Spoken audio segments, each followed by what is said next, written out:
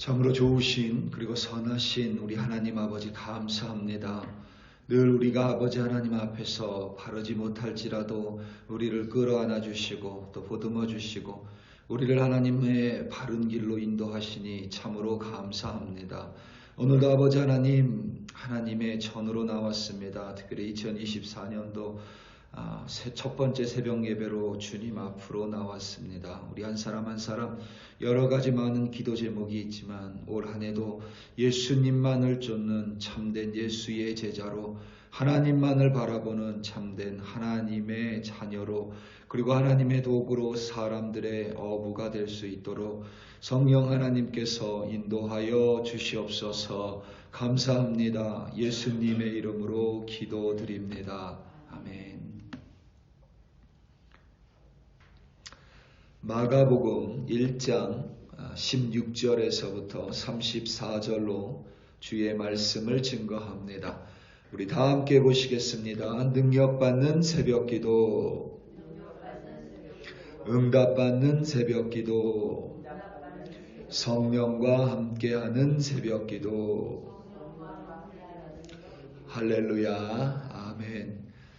2024년이라는 새로운 해를 허락하신 우리 하나님 아버지께 진심으로 감사드립니다. 올 한 해에도 하나님을 예배하시고 사람을 사랑하시며 범사에 감사하고 항상 기뻐하며 쉬지 않는 기도로 승리하는 우리들이 되기를 예수님의 이름으로 축원합니다. 아멘. 2024년도 1월과 2월에는 마가복음을 함께 묵상합니다. 하나님의 말씀은 참 신기하고 오묘합니다. 읽을 때마다 새롭고 묵상할 때마다 새로운 깨달음을 그리고 오늘을 살아갈 힘을 주십니다. 제가 읽은 책 중에 가장 긴 책이 이문열 씨가 평전한 삼국지와 소설과 조정래 씨의 태백산맥입니다. 10권으로 구성된 장편 소설 중에서도 긴 소설에 속하는 책들입니다. 읽는 시간 또한 제법 오래 걸렸고 한 번 이상씩 읽었습니다. 읽을 때마다 제가 좋아하는 특정의 내용은 거의 비슷합니다. 그 부분에 가면 기다려지고 그 부분에 가면 그저 읽는 즐거움을 느낄 뿐입니다.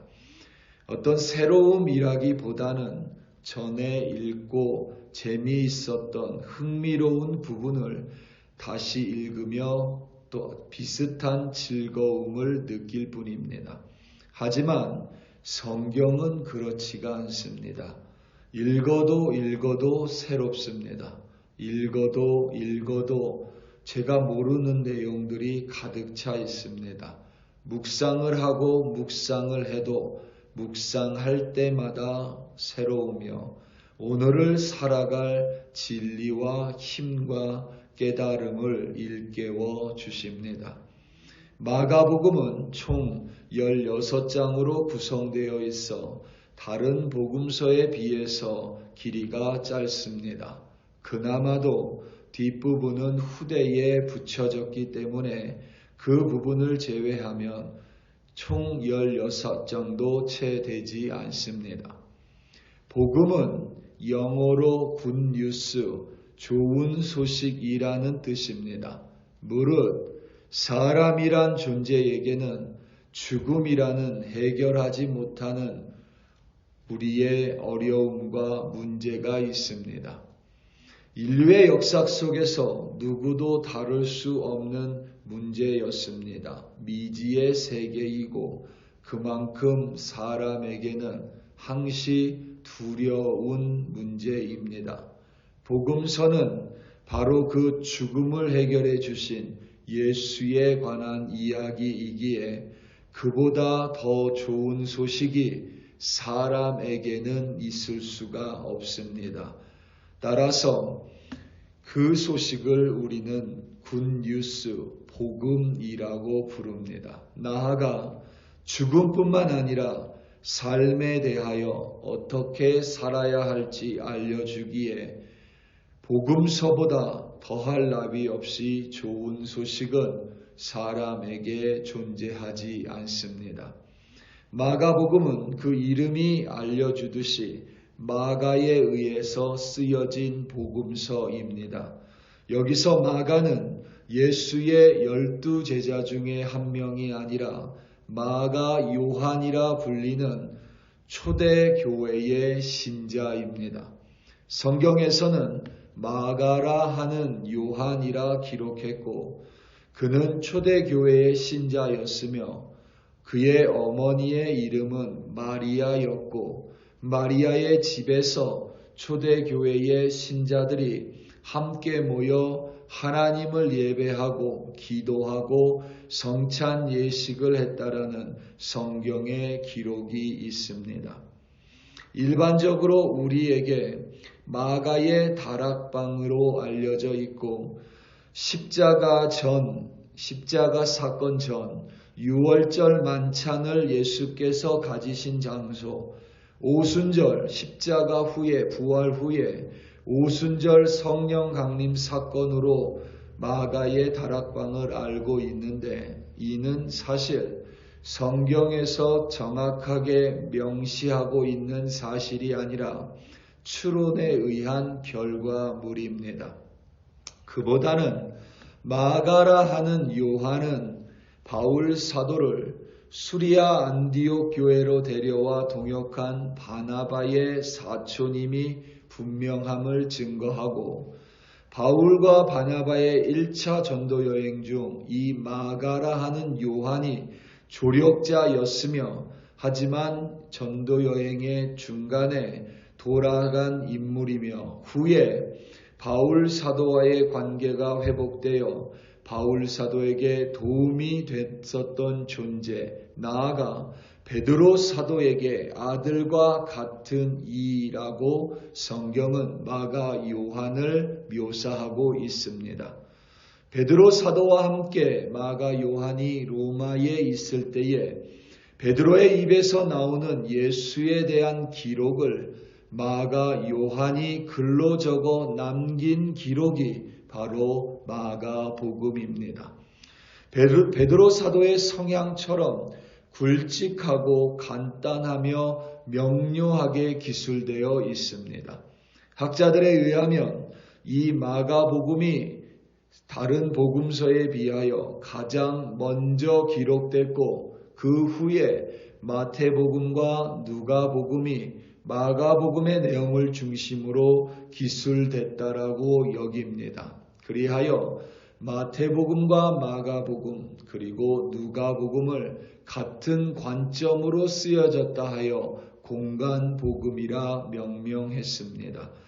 요한 사도는 이 세 복음서를 꼼꼼히 살피고는 그 중에 없는 내용을 중심으로 가장 마지막에 요한복음을 기록했습니다.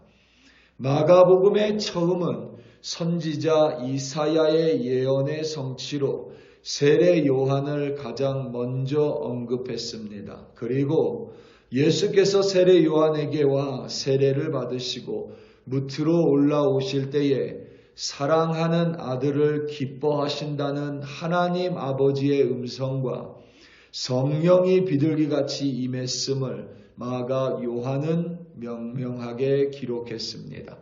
곧이어 마가 요한은 예수께서 제자들을 부르시는 장면을 기술했습니다. 12 제자들을 부르시는 그 예수의 모습을 우리는 잘 알고 있습니다. 오늘 말씀 16절에서부터 18절입니다. 갈릴리 해변으로 지나가시다가 시몬과 그 형제 안드레가 바다에 금을 던지는 것을 보시니 그들은 어부라. 예수께서 이르시되 나를 따라오라. 내가 너희로 사람을 낚는 어부가 되게 하리라 하시니 곧 그물을 버려두고 따르니라. 아멘. 예수께서 갈릴리 해변에서 어부였던 시몬 베드로와 그의 형제 안드레를 부르셨습니다. 보통 당시에 보통의 제자들은 스승을 선택합니다. 하지만 예수님은 제자들을 친히 선택하셨고 나를 따르라 라고 명령하셨습니다. 이제 어부였던 자들이 그물을 버려두고 예수를 쫓았습니다. 이는 단지 물고기 잡는 그물을 버려뒀음을 가리키지 않고 자신의 생계 수단을 버리고 자신의 먹고 사는 문제를 버렸습니다. 그리고 제자들은 예수를 쫓았습니다. 예수는 그들에게 사람을 낚는 어부가 되게 하리라 라고 말씀하셨습니다. 그런데 우리말 사람을 낚는 어부는 다소 아쉬운 번역입니다. 성경 원본에는 우리말로 낚다라는 단어가 없습니다.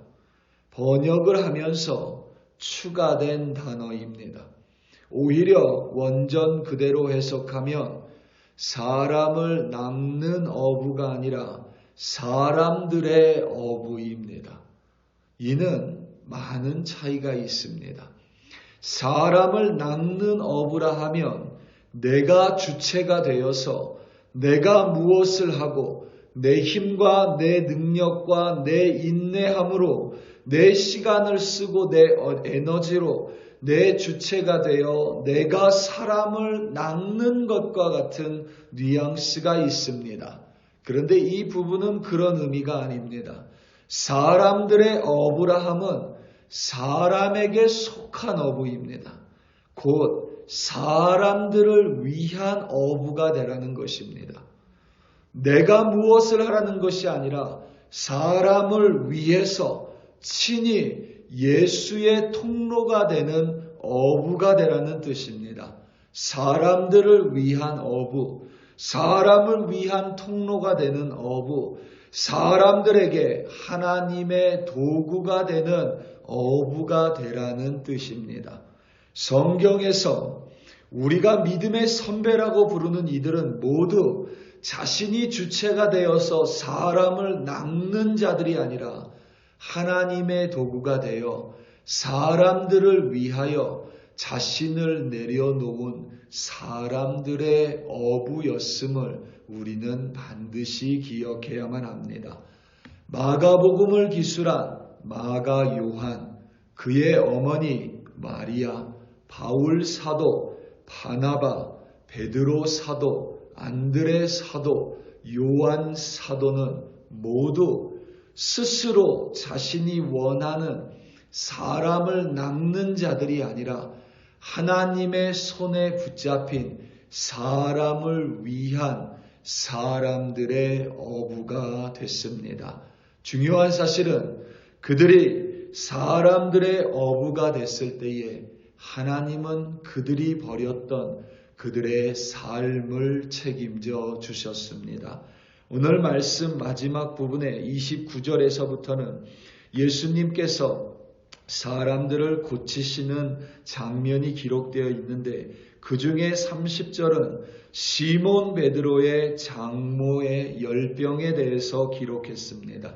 중요한 점은 베드로 사도는, 시몬 베드로는 예수께 자신의 장모의 열병을 고쳐달라고 간구하지 않았습니다.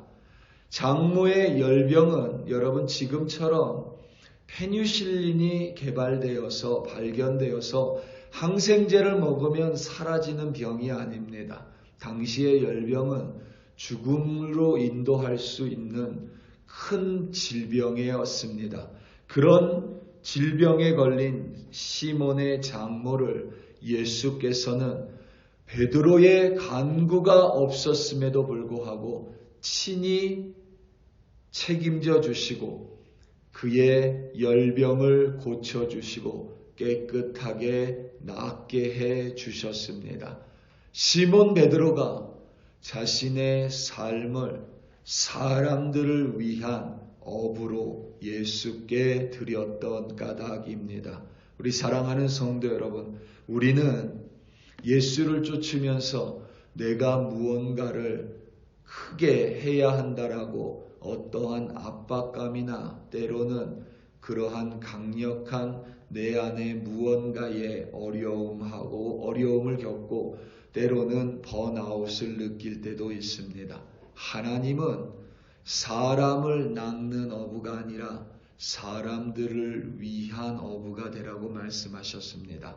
우리가 그들을 낚는 것이 아니라 우리가 사람들을 위해 하나님의 바른 통로가 되어 준다면 하나님은 우리를 통로 삼아 우리의 주변에 있는 사람들을 반드시 친히 낚으시는 전능하신 하나님인 까닭입니다. 그리고 우리가 사람을 위하여 친히 어부가 되기로 결단할 때에 하나님은 우리의 삶과 죽음을 책임져 주시는 좋으시고 전능하신 하나님이심을 분명하게 기억하시기 바랍니다. 사랑하는 성도 여러분, 2024년도 새해가 밝았습니다. 어떠한 사람이 되어야 하는 것은 늘 우리의 고민입니다. 사람을 낚는 어부가 아니라 사람을 위한 어부가 되심으로 말미암아 하나님과 함께 동행하시고 그의 능력을 경험하시고 그와 함께 승리하시는 여러분들이 되시기를 예수님의 이름으로 축원합니다. 다 함께 기도하시겠습니다. 우리 이 시간 함께 기도할 때에 특별히 우리 글로리 교회를 위하여 합심하여 기도하겠습니다. 정말 사람들을 위한 교회가 되기로 기도합니다.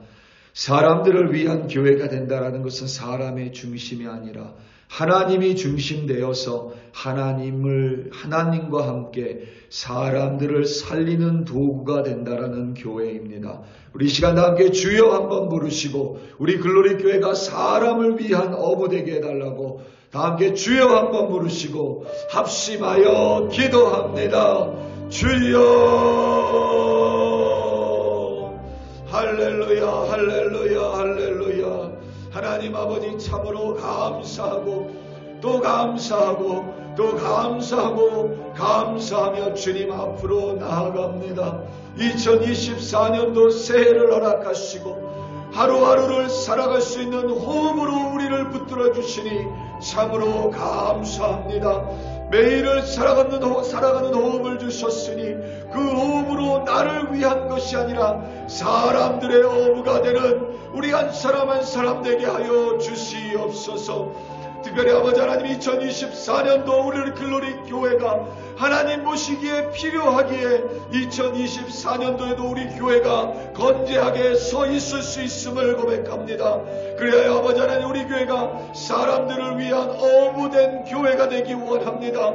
사람들이 중심이 아니라 하나님을 중심으로 하여 하나님의 참된 진실한 도구된 교회가 되어 사람들을 살리는 사람들을 위한 교회 될 수 있도록 성령 하나님께서 우리 글로리 교회를 붙들어 주시고 끌어안아 주시고 힘과 능력을 주시며 성령 충만하심으로 역사하여 주시옵소서. 우리는 아버지 하나님 2024년이 어떠할지 전혀 알지 못하지만 우리 교회 한 사람 한 사람이 사람을 위한 어부가 되기로 결단하고 하나님의 진실한 통로가 되기로 결단할 때에 아버지 하나님 우리를 통하여 크고 놀라운 비밀스러운 일을 행하시며 하나님의 복음이 전파될 뿐만 아니라 하나님의 나라 확장될 수 있도록 우리 글로리 교회대로 사용하여 주시옵소서. 2024년 우리 글로리 교회 한 사람 한 사람 어디에서 무엇을 하든지 사람을 위한 어부로 말미암아 하나님과 동행하며 승리하는 한 사람 한 사람으로 인도하여 주시옵소서. 할렐루야 할렐루야. 참으로 감사합니다.